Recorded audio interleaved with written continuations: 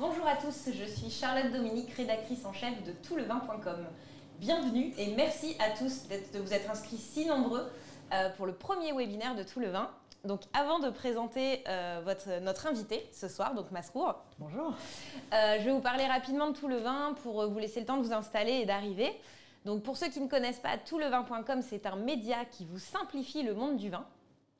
Donc aujourd'hui, on a une équipe d'un peu plus de 20 rédacteurs, journalistes, blogueurs, donc des experts qui écrivent tous les jours sur le vin, sur des accords mets vins, sur des recettes de cuisine, des astuces. En fait, Tout le Vin porte plutôt bien son nom, puisqu'on parle de tout le vin. Je vous invite d'ailleurs, si vous ne l'avez pas déjà fait, à vous inscrire à notre newsletter. Vous pourrez trouver des espaces un petit peu partout sur le site de Tout le Vin. En tout cas, merci vraiment infiniment pour d'être là, en fait, avec nous. Je pense qu'on va passer une heure vraiment passionnante. Donc, j'ai hâte qu'on rentre dans le vif du sujet.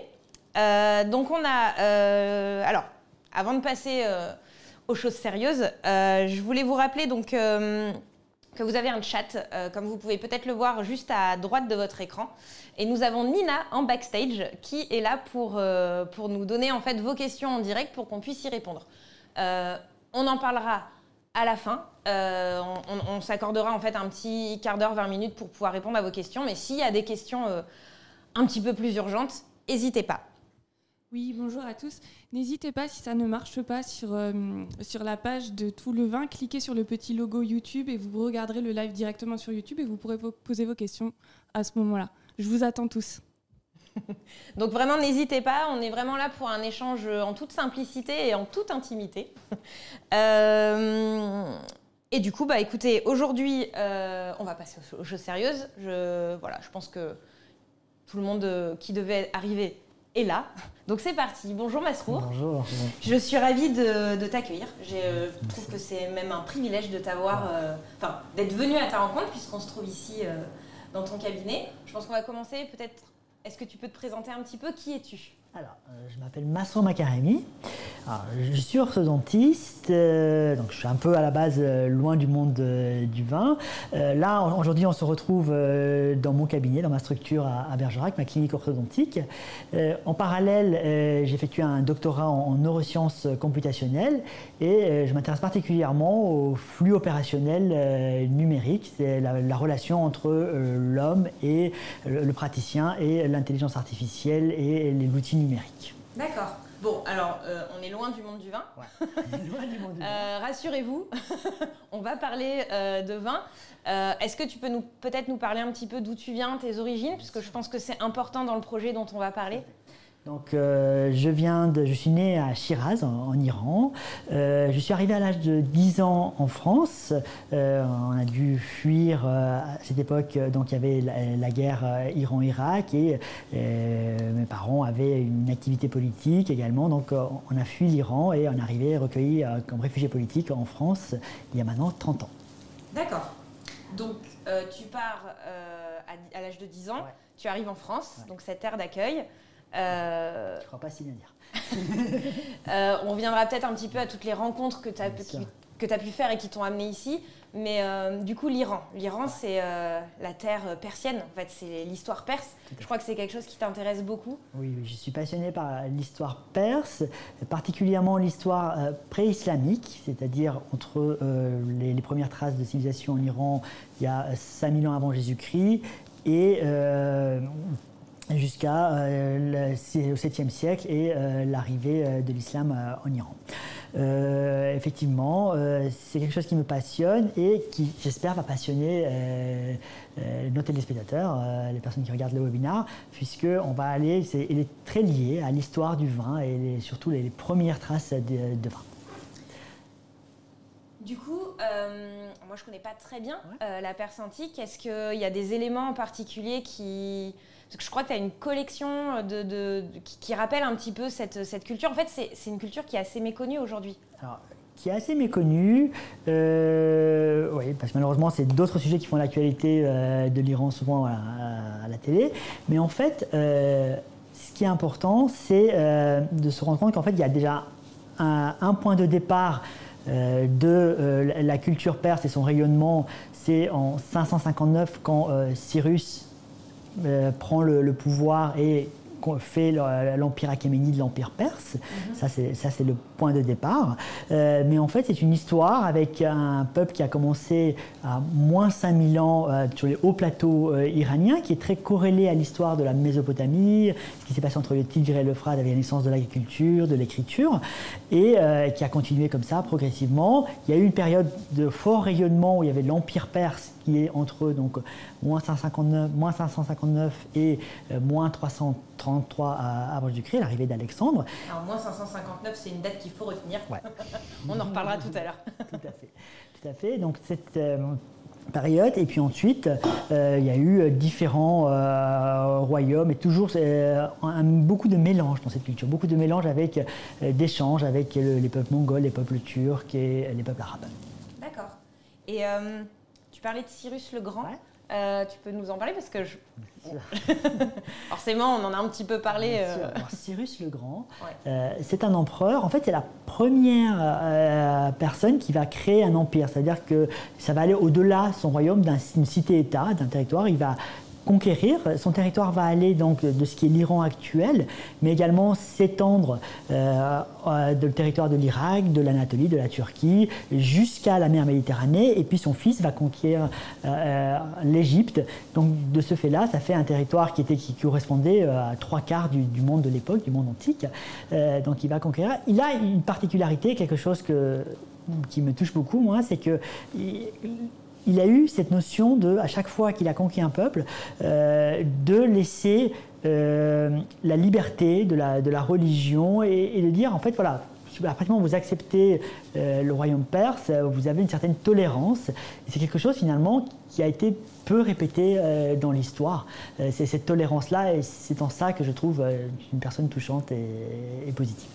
D'ailleurs, je vois dans ton bureau, tu as le cylindre. Ouais. On peut peut-être rappeler, parce que c'est un élément important, justement. Le cylindre de Cyrus, en fait, l'original est exposé dans le hall des Nations Unies.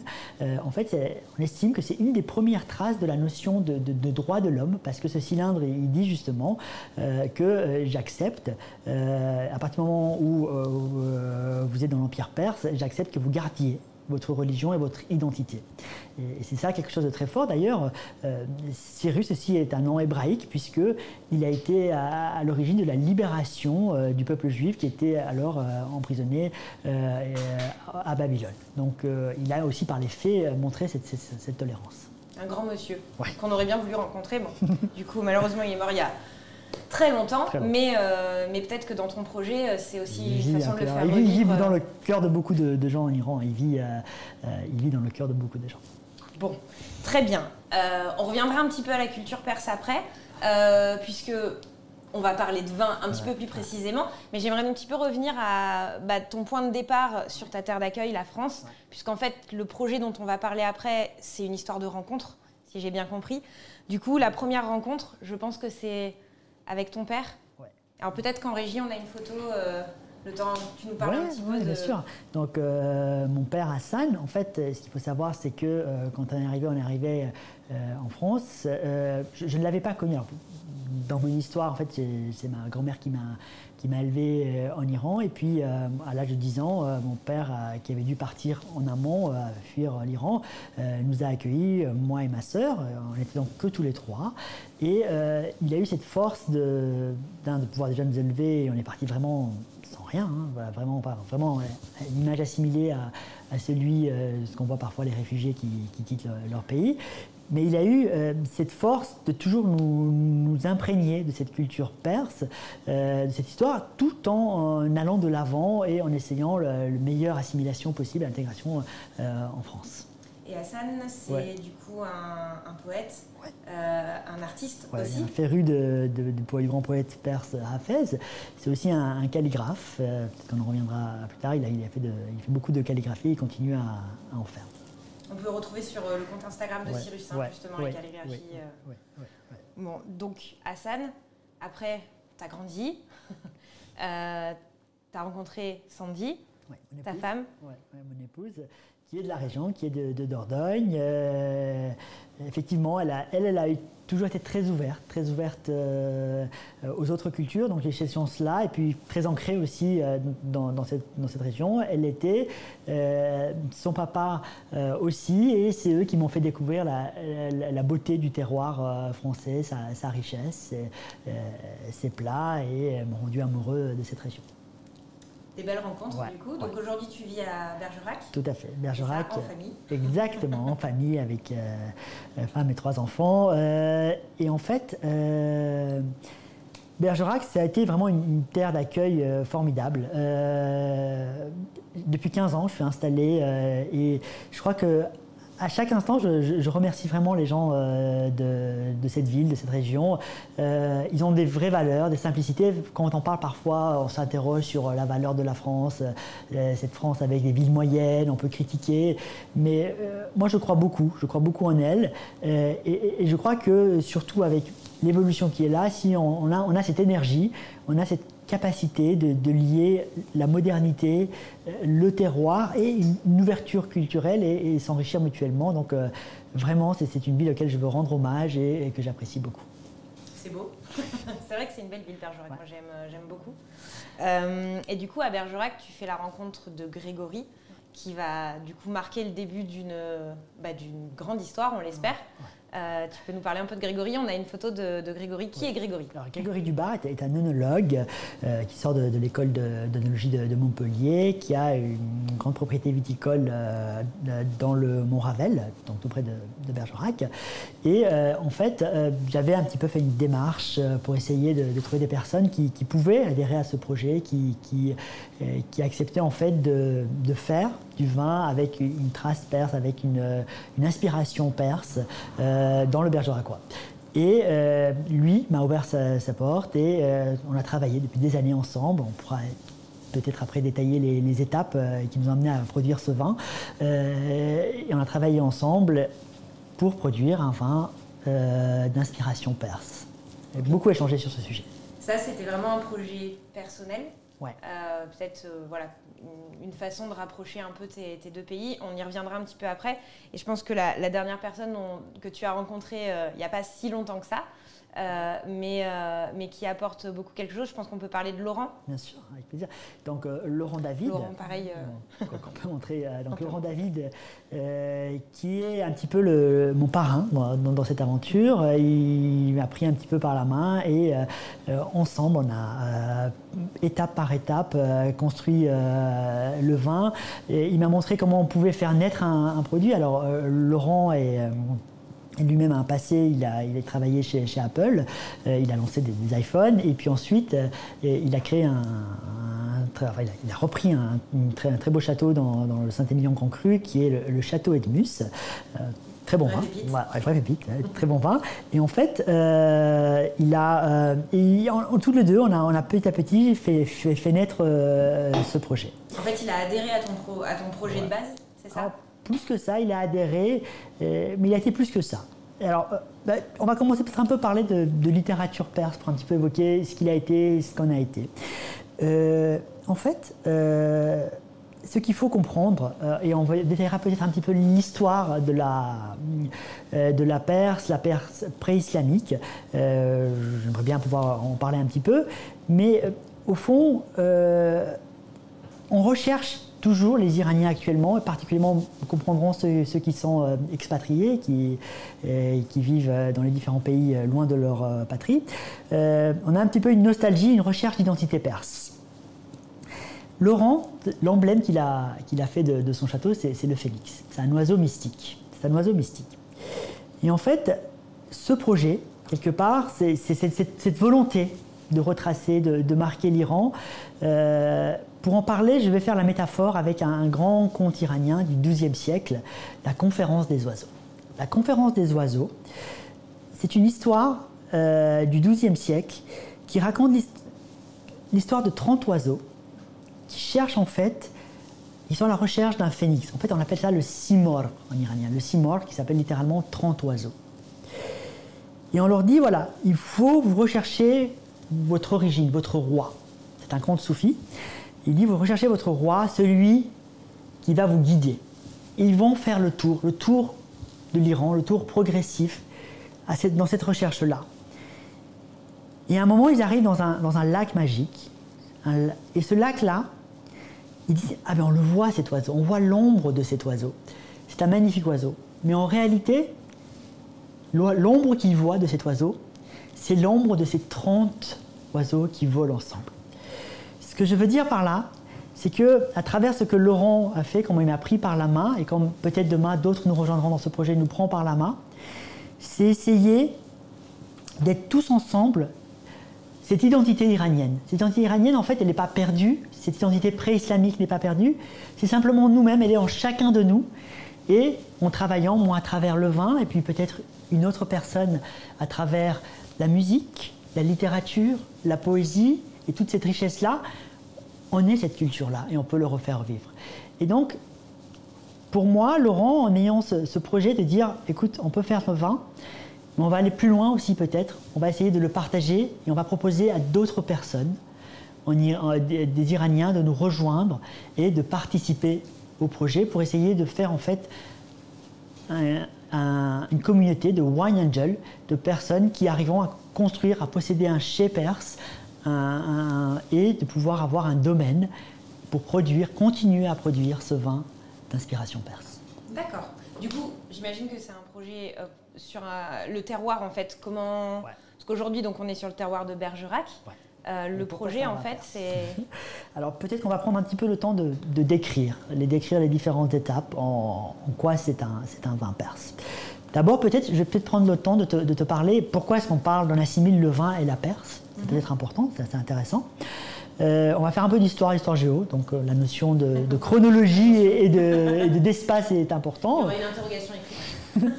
Donc en fait, tout d'abord, la naissance du vin, les premiers vins dans le sens de viticulture, dans le sens propre du terme, elle est à peu près entre moins 5 et moins 6 000 ans, moins 3 000 à moins 4 000 ans avant Jésus-Christ. Il se trouve que à ce moment-là, il se crée des cités-États entre le Tigre et l'Euphrate. On est dans le territoire de l'Irak.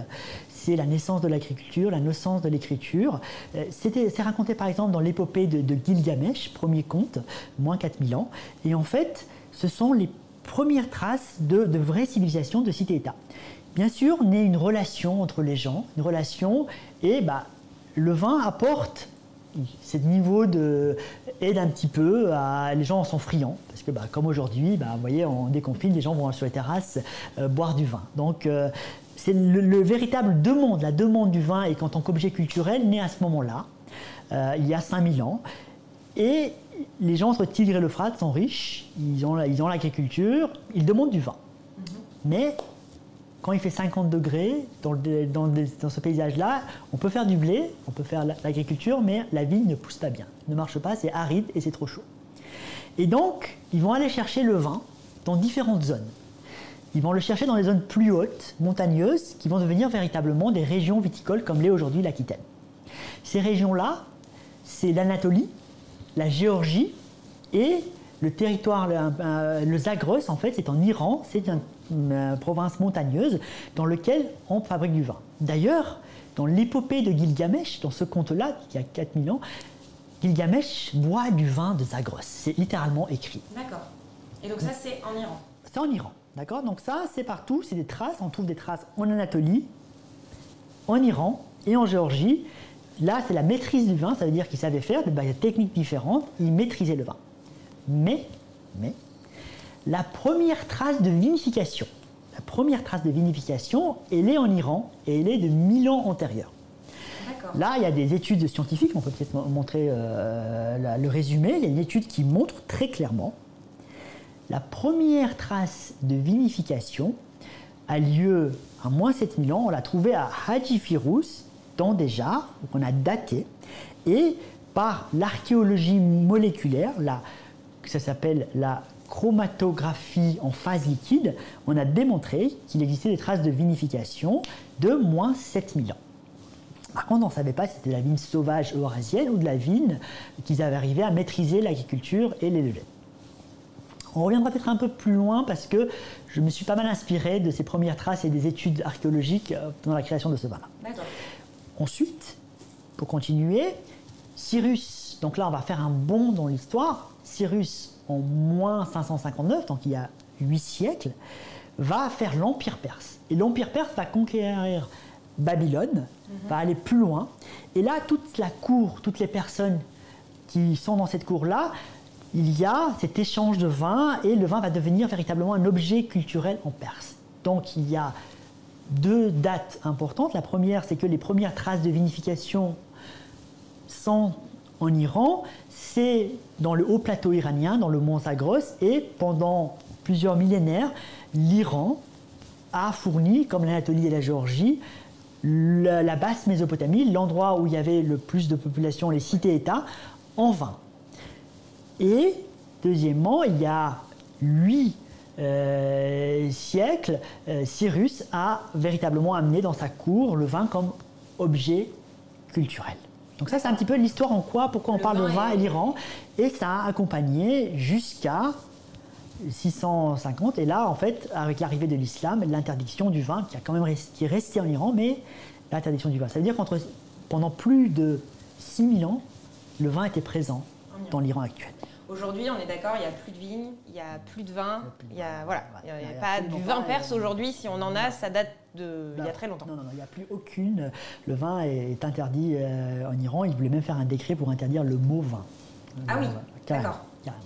Okay. Donc, on en était alors, pourquoi un vin perse? Donc, on a fait un peu l'histoire. J'ai un petit peu de J'espère que vous nous suivez. N'hésitez pas à nous dire en commentaire si vous avez besoin. Alors, Masrour, tu es un passionné et c'est vrai que c'est passionnant de t'écouter. Je pense que c'est important de revenir sur toutes ces notions pour comprendre en fait aujourd'hui ton projet. Voilà. Peut-être maintenant on peut en parler un petit peu parce que du coup on a du vin sur la table. Et en quoi c'est un vin perse? Et voilà, parce qu'on parle du vin perse, il n'y a pas de vigne en Perse, en Iran du coup. Il y a le cépage qui s'appelle le Shiraz. Donc là, c'est le cépage Shiraz qui est en lien avec toute cette histoire-là. Ensuite, ce vin, il a été élevé donc sur un amphore, dans des amphores poreux, très proches des amphores qui ont été utilisés par ce qu'on appelle les proto-élamites, donc les personnes qui fournissaient la basse Mésopotamie en vin. Donc l'élevage s'est fait en amphore. Ensuite, il y a une touche véritablement perse, parce qu'on a parlé tout à l'heure de ce vin et de cette chromatographie en phase liquide, en fait, qui a permis de déterminer quels étaient les constituants. D'accord. Et dans ces constituants, on a trouvé, en fait, ils utilisaient, comme l'amphore était poreux, il y avait beaucoup d'échanges d'oxygène entre le vin et l'extérieur, et donc le vin tournait facilement. Et donc il fallait qu'ils arrivent un peu à maîtriser ça. Et donc ils ont utilisé une résine qui est en fait une résine issue d'arbres qui ressemble en fait beaucoup aux résines qui s'appellent le mastic de Chios, des grands pistachiers qui peuvent fournir. Cette résine-là, on en trouve encore dans l'île de Chios, en fait, elle est là. Et en fait, c'est cette résine-là qui est utilisée pour en fait arriver dans l'amphore à protéger de l'oxygénation.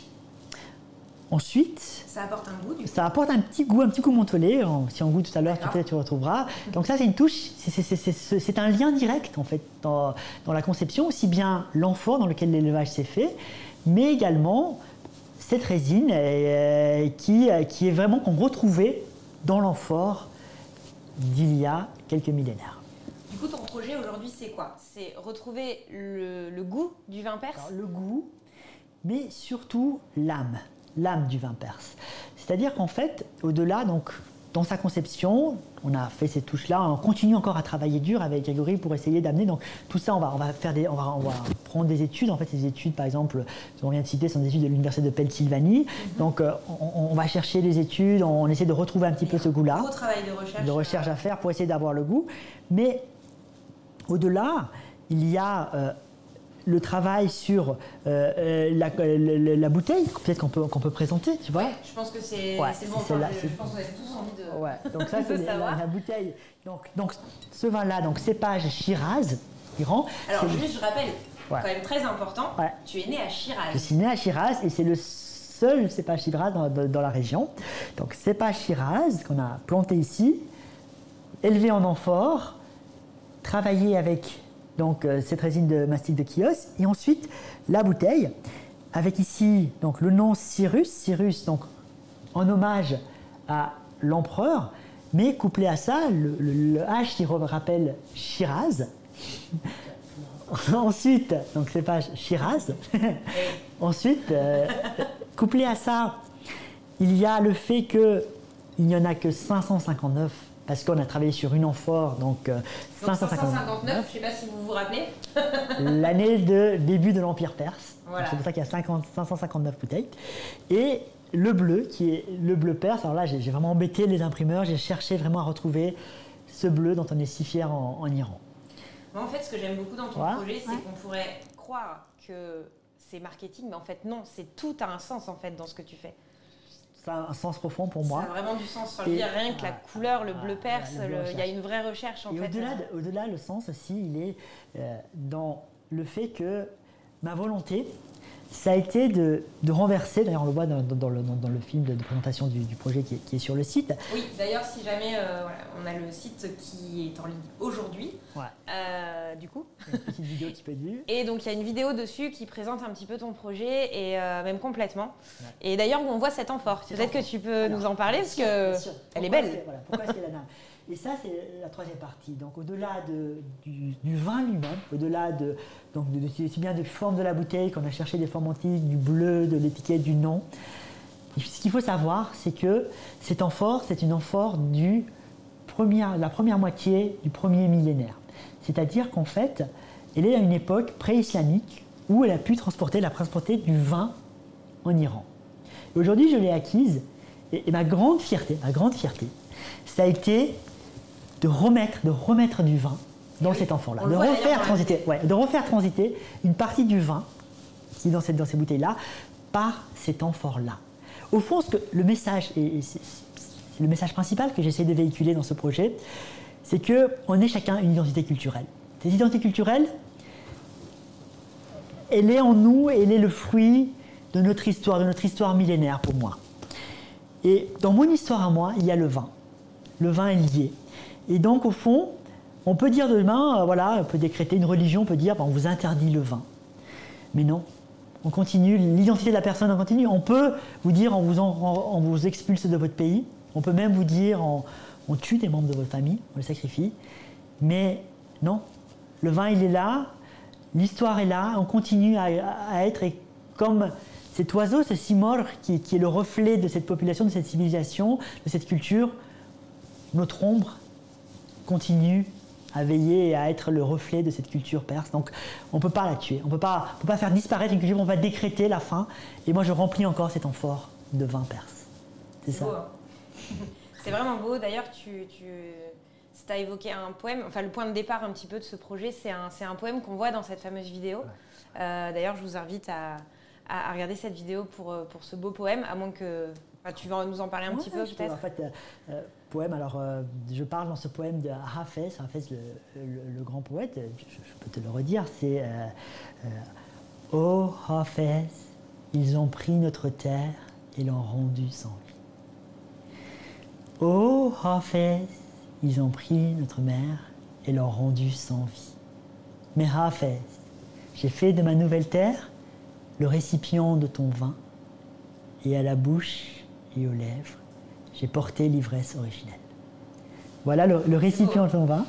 Peut-être qu'on peut en profiter, de te montrer ce vin-là. Alors, je vais t'inviter peut-être à le goûter, mais avant, je voudrais juste, par exemple, te montrer un élément quand tu parles que j'ai travaillé. Tu peux alors décrire, moi ce que je vois, c'est, tu vois, le rouge profond avec des reflets bleutés.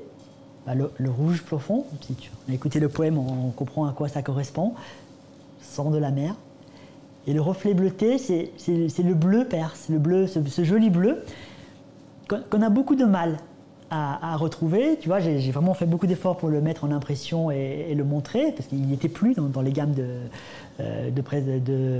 couleurs des imprimeurs. Non, il n'était plus. On a dû vraiment faire des mélanges, et je peux dire que j'ai embêté l'imprimeur pour le trouver. J'ai embêté 2 imprimeurs. Oui, les étiquettes du vin sont collector. Il y a le bleu perse. Quand j'ai publié un livre il y a pas longtemps sur le flux numérique, j'ai absolument voulu mettre aussi cette couleur-là, du bleu perse. Une couleur importante pour moi. Donc on voit ce reflet bleu et le rouge profond. Maintenant, à toi d'essayer de goûter, de découvrir. Déjà au nez, c'est très intéressant. C'est très épicé. Voilà, j'espère que vous aurez l'occasion de le déguster très très vite. Pendant que je déguste, est-ce que du coup tu as des petites anecdotes à nous raconter? Parce que j'imagine, donc tu es sur les réseaux sociaux, tu as un site internet. Sur les réseaux sociaux, on voit en fait une bouteille en Iran.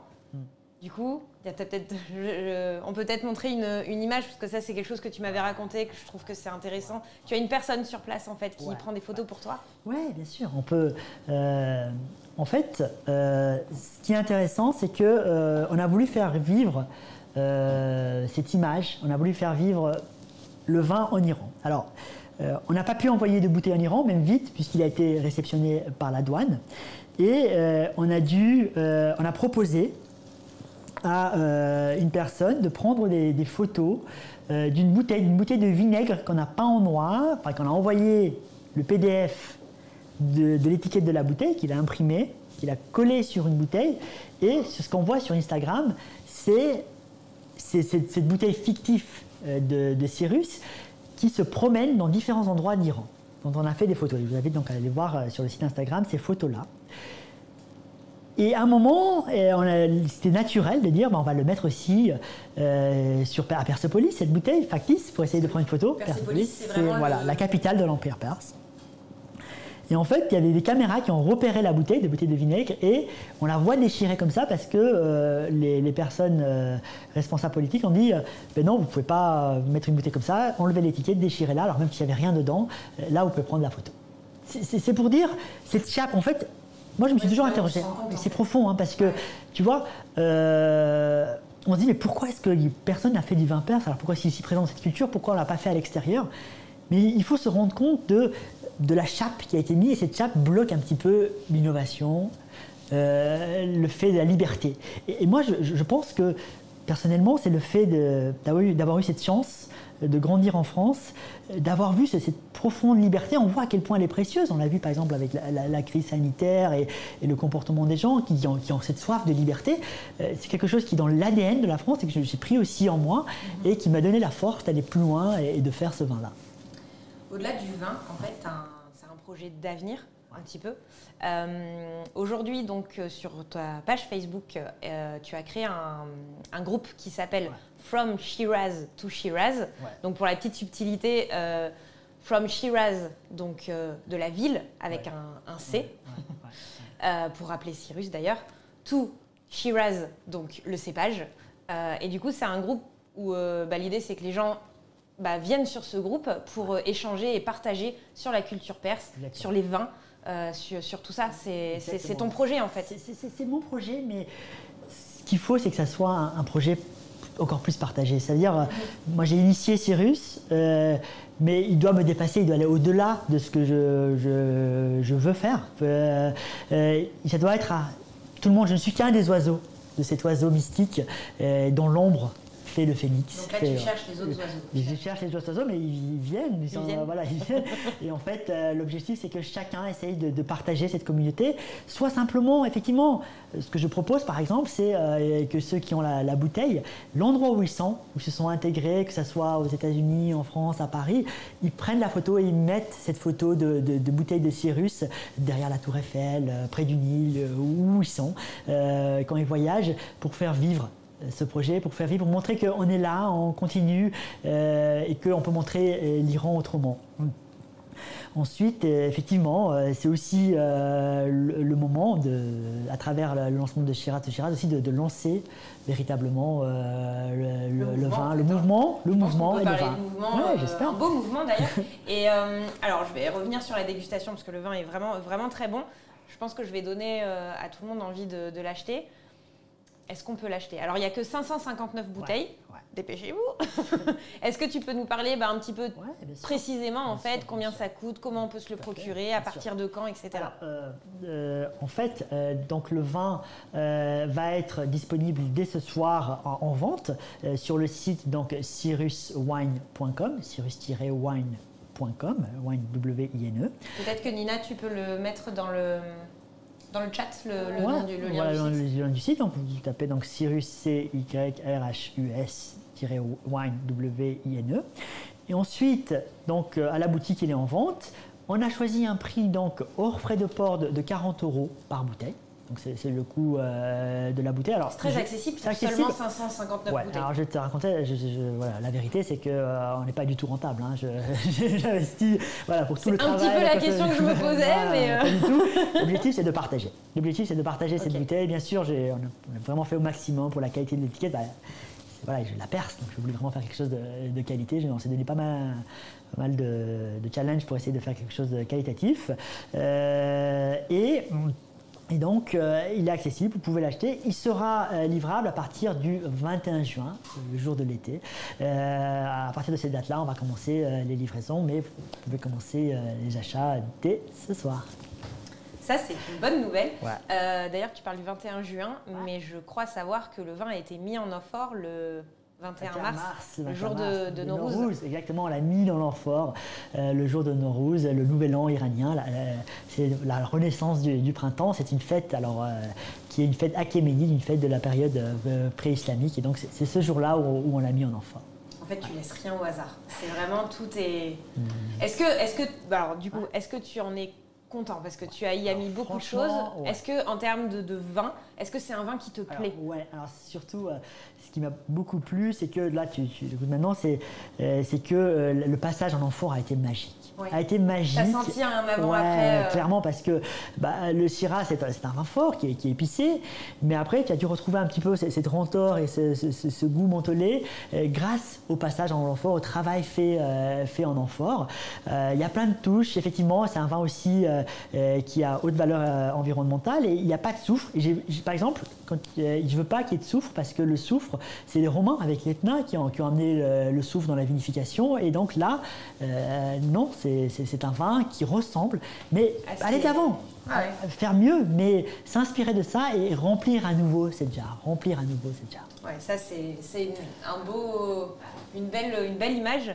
Moi, je trouve que c'est vraiment un vin de très très grande qualité. C'est très frais en fait. Moi, j'avoue qu'en plus, le Shiraz, c'est un cépage que j'aime beaucoup sur les terroirs frais. C'est vraiment ce qu'on ressent. On a beaucoup d'épices, donc je pense que les accords mets et vins, notamment sur la cuisine perse, ça doit être vraiment chouette. Et par contre, je remarque qu'il y a une petite touche un peu mentholée à la fin. Est-ce que c'est peut-être la touche du mastic de Chios, de cette résine-là qui nous apporte un petit peu ce goût-là sur lequel on travaille. Et oui, c'est ça. C'est en fait, tu as compris, c'est dans le contenant, c'est-à-dire en fait, on a travaillé sur l'amphore. C'est un amphore vraiment spécifique, aussi bien par sa porosité et sa protection à travers cette mastic-là de l'intérieur. En fait, une amphore qui est très belle, puisqu'on parlait tout à l'heure de ton père qui fait de la calligraphie. On le voit dans le film, on a des photos aussi. On peut peut-être montrer l'amphore, oui, effectivement. Donc ça, c'est l'amphore qui est sur mesure, qui a servi à la vinification des 559 bouteilles. Mon père a marqué dessus Sajami Neman, mon territoire à moi, ma patrie, dessus, à calligraphier, et c'est elle qui a servi à la vinification. Alors, il n'y aura pas tout à fait 559 bouteilles. J'ai envie de te raconter une anecdote. J'adore. Voilà. Il y en aura 558 parce qu'il y en a une qu'on va offrir à un monsieur.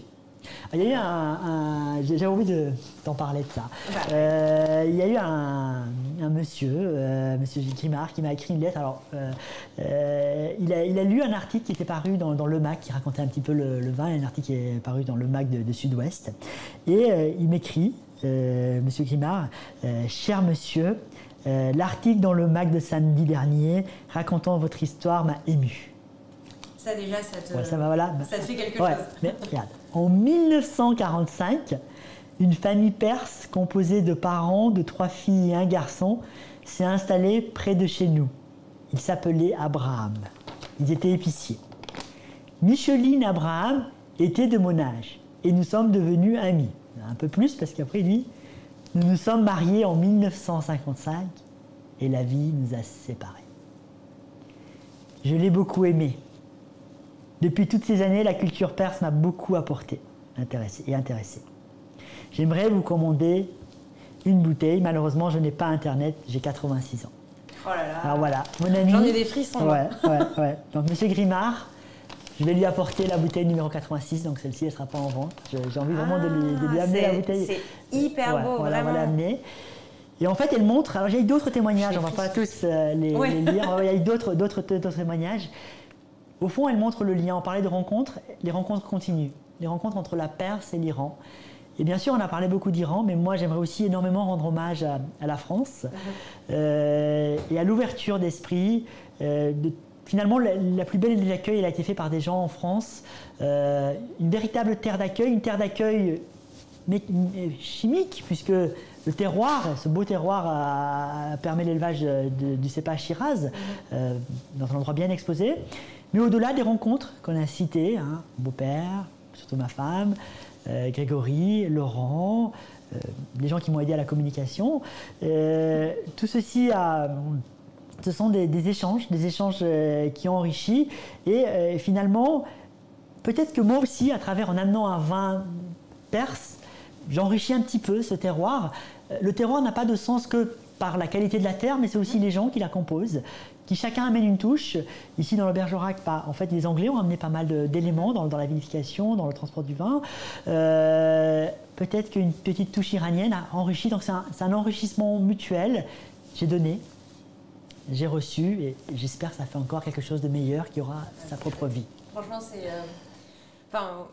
du coup, ce témoignage, je trouve qu'il témoigne bien de... En tout cas, moi, ce que j'ai ressenti quand je t'ai rencontré pour la première fois, c'est vrai que c'est touchant et je te remercie d'ailleurs pour ce projet et pour ce vin de grande qualité. Je pense qu'il est temps de voir si on a peut-être des questions. Nina, est-ce que il y a des questions?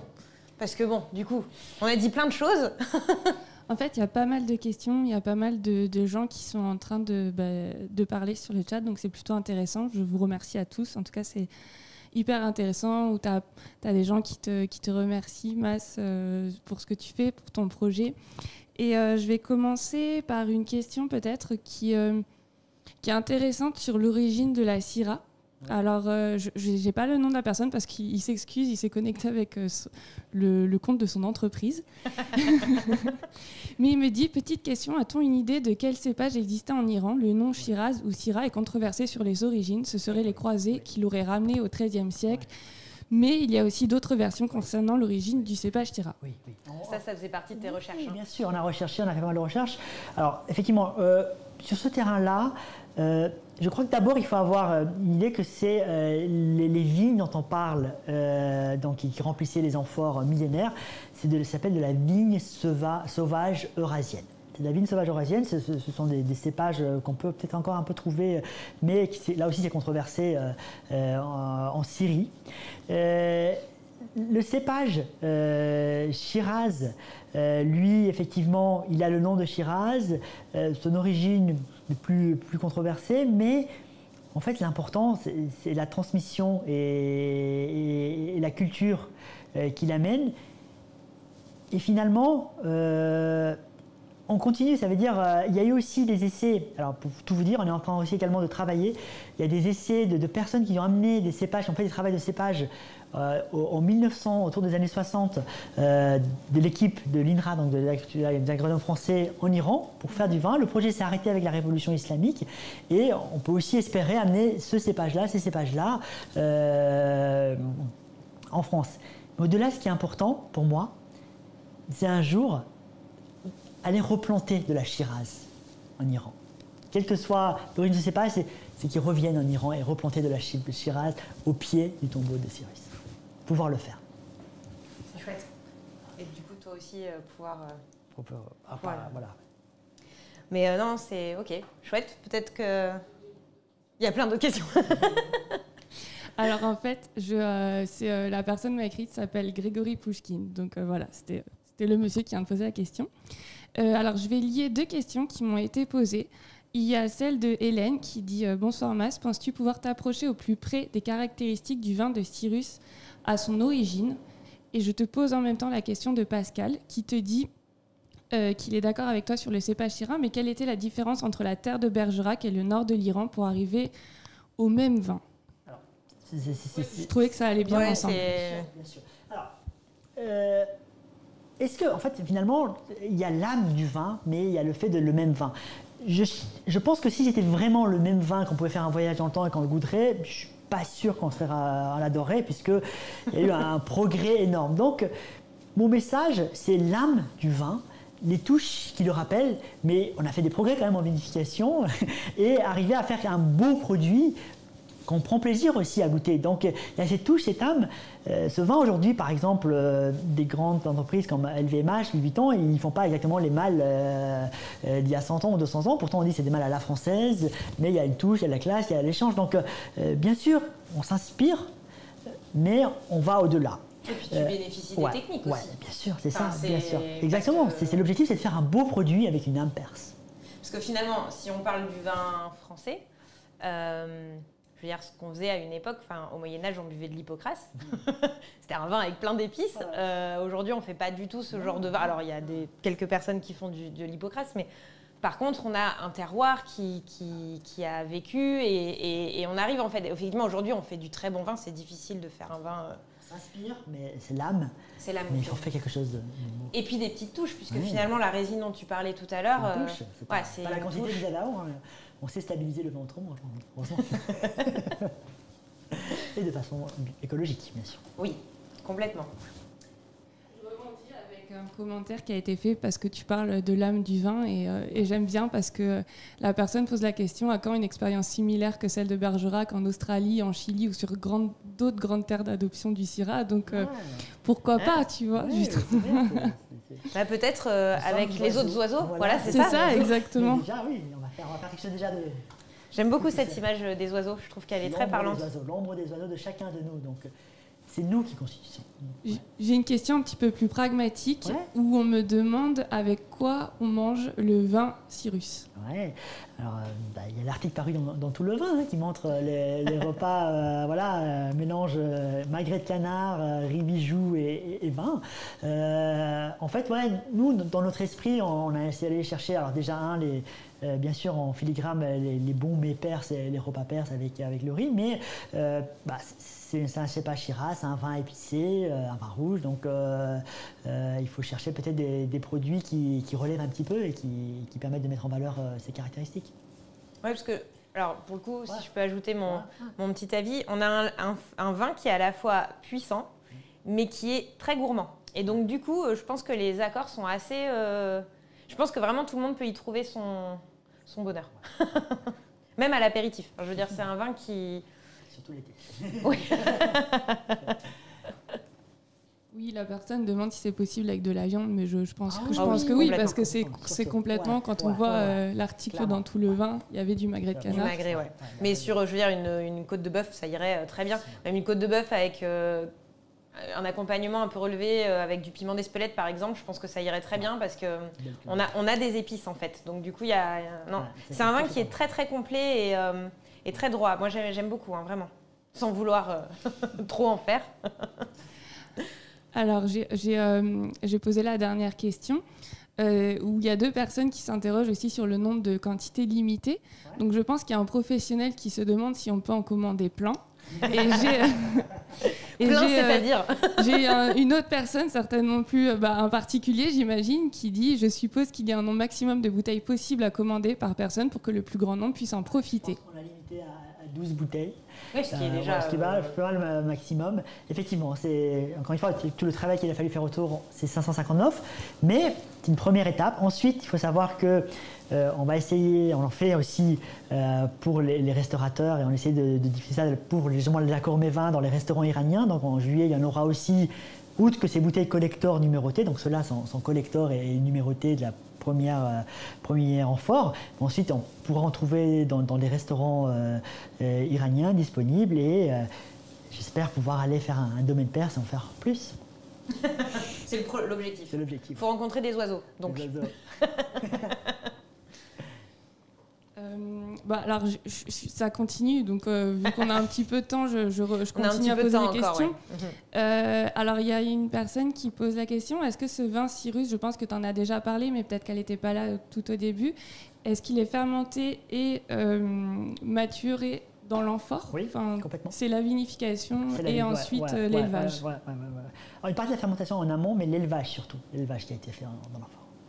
D'accord. Et alors, attends. C'est bien, il y a plein de questions. Mais c'est sûr que c'est un projet qui suscite des questions.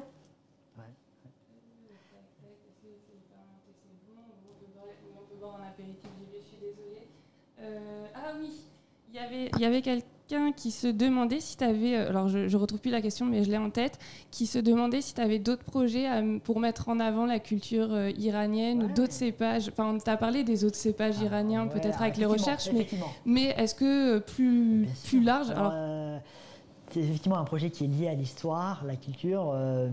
Moi, ça fait quelques années, une quinzaine d'années que je collectionne les objets antiques perses, outre que c'est enfant, j'en ai pas mal. On peut les voir sur ta collection sur le site internet. Mon rêve, c'est faire une exposition d'échanges culturels, archéologie et vin perse. Amener alors un petit peu l'histoire du vin, montrer des objets alors qui sont aussi faits dans d'autres musées, il y a beaucoup d'objets, et arriver à le montrer. Il y a le musée du vin qui est ouvert en Champagne. Peut-être qu'un jour. La Cité du Vin à Bordeaux aussi. Ouais. D'ailleurs, ils font des expos temporaires. Ouais, c'est ça. Donc, c'est un chouette projet. Ouais. Avec peut-être des calligraphies de Hassan. Hassan, bien sûr. Et d'autres oiseaux. Et d'autres oiseaux, bien sûr. Et puis on a de la chance.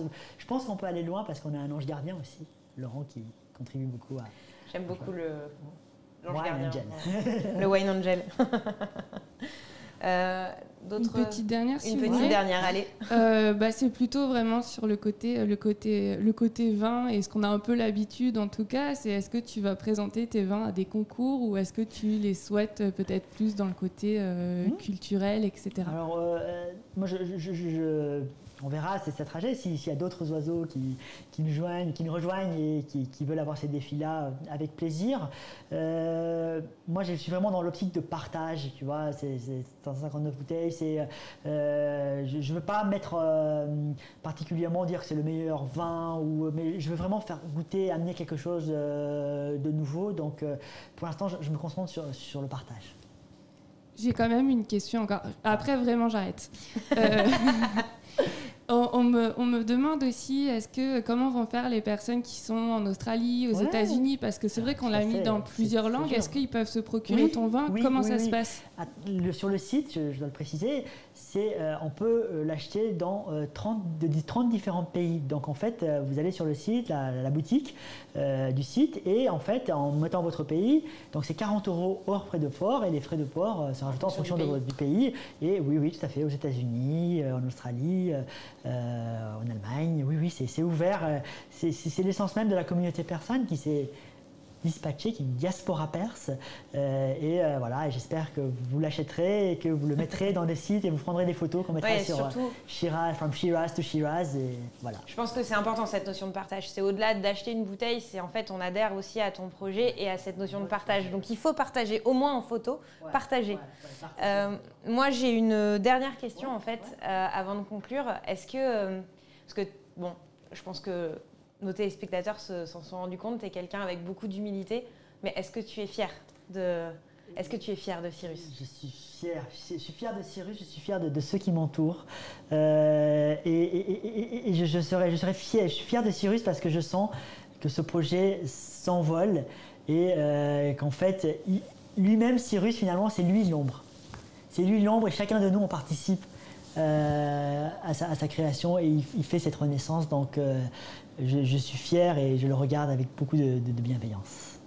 C'est très beau, je pense qu'on va conclure là-dessus. Du coup, restez connectés puisque Masrour a un petit cadeau, une vidéo qu'il a faite qui retrace un petit peu, qui dure 2 minutes avec une musique. Tu peux peut-être nous en parler un petit peu? Avec plaisir. En fait, à travers cette vidéo, tu sais, quand je fais des conférences, j'aime bien mettre une vidéo à la fin, c'est take home message, ce qu'on va même ce soir comme message. Donc en fait, c'est un petit film qui montre les étapes de la création du vin dans sa première partie. Et dans sa deuxième partie, quelques photos de cette bouteille qui se promène en Iran avec des images de l'Iran sur une musique de Daria Dadvar, enfin une chanson de Daria Dadvar, Sarzamin Eman, ma patrie à moi. Donc voilà, sur cette belle musique, sur ce beau film, je vous dis à bientôt et puis partageons ensemble Cyrus. Du coup, on va vous mettre la vidéo juste à la fin. Je voudrais déjà donc un grand merci à toi, Masrour, pour ton temps et pour cet échange riche et passionnant. Je pense que tout le monde a passé un moment enfin j'espère aussi autant de qualité que moi. Merci à vous tous d'avoir partagé ce moment avec nous. Je vous rappelle du coup que vous pouvez dès maintenant commander l'une des 559 bouteilles. Alors je dirais 558 puisque il y en a une déjà qui a un destinataire. L'idée c'est bien sûr de partager un petit peu de l'histoire de Masrour et de l'histoire de la Perse. Je pense que c'est le message qu'il faut retenir. Donc rendez-vous sur www.cyrus avec un h-wine.com pour commander le vin. Et moi je vous dis à très vite pour de nouvelles aventures avec toutlevin.com.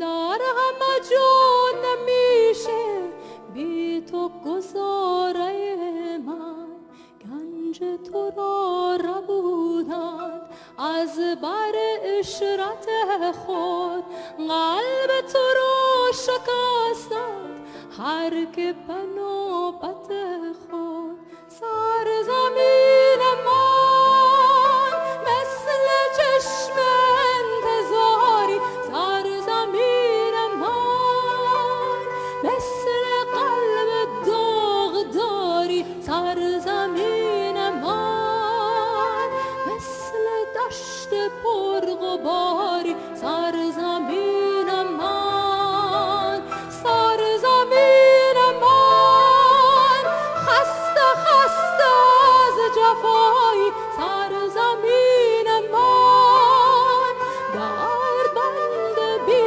دوایی سرزمین من بی سرود و بی صدایی سرزمین من